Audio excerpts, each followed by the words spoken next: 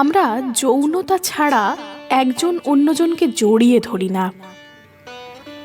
একসাথে একই বিছানায় ঘুমালেই কিন্তু মানুষটার কাছে যাওয়া যায় না।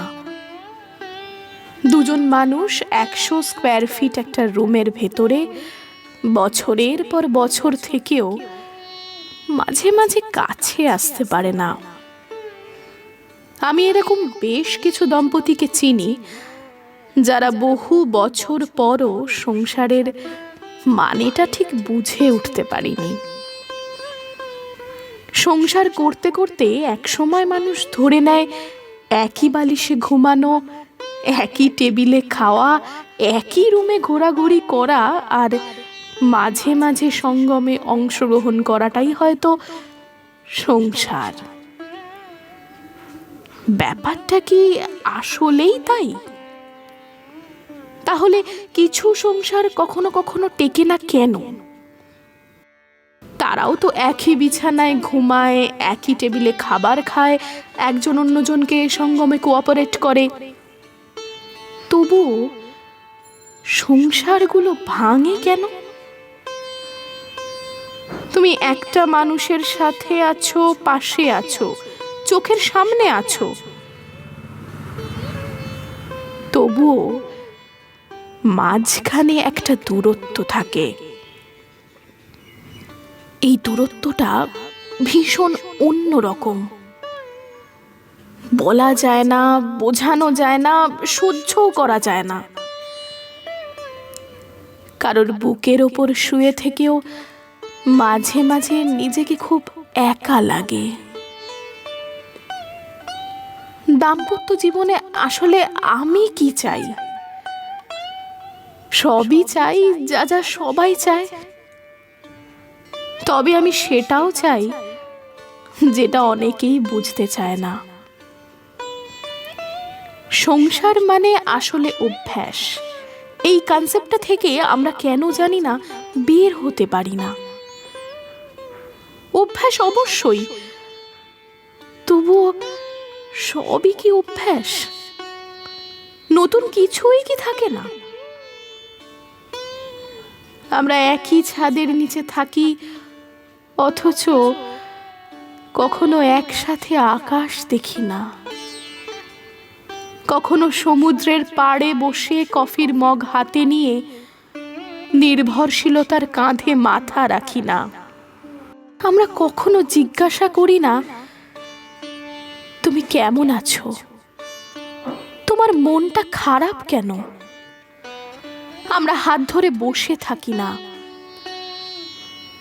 আমরা সঙ্গম ছাড়া একজন অন্যজনকে জড়িয়ে ধরি না।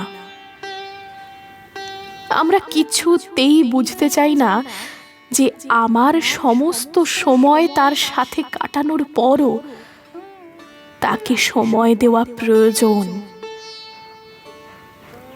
আমরা হয়তো শরীরের দিক থেকে কাছে আসি রোজ, অথচ আমাদের মনের দূরত্ব বেড়েই চলে। রান্না করার জন্য রান্নার লোক রাখলেও হয়, আর সঙ্গমের জন্য পতিতাই এনাফ। তবুও সংসার কেন করা লাগে বলতে পারেন? সংসারের ডেফিনিশনটা শুধু নিঃশ্বাসের আর্দ্রতা অনুভব করার মাঝেই সীমাবদ্ধ নয়, এর বাইরেও অনেক কিছু থাকে।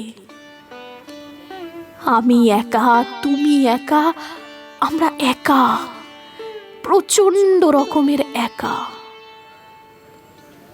অথচ দিন শেষে আমার একটা আশ্রয় প্রয়োজন হয়, একজন ব্যক্তিগত মানুষ প্রয়োজন হয়,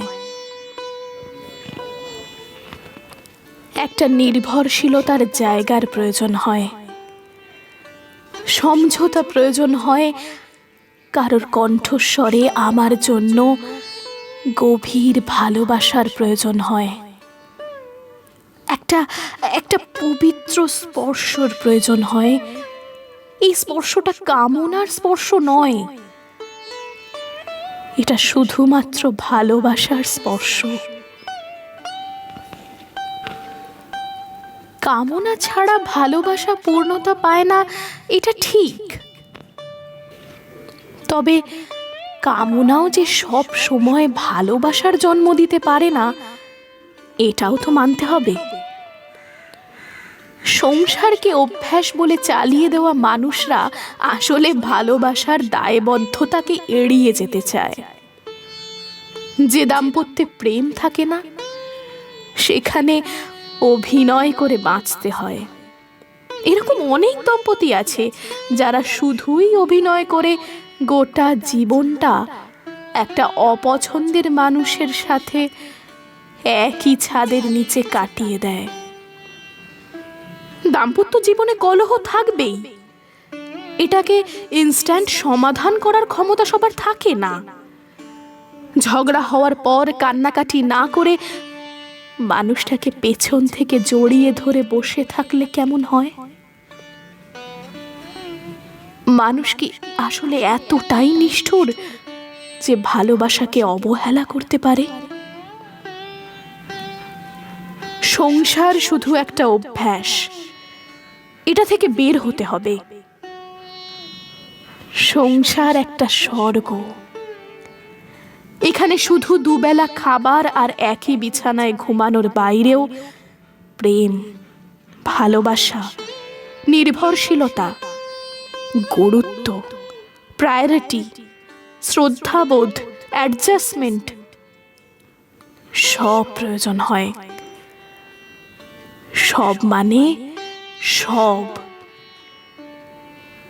দাম্পত্য জীবন সুন্দর তখনই হয় যখন আমরা এই অভ্যাসটা থেকে বের হতে পারি।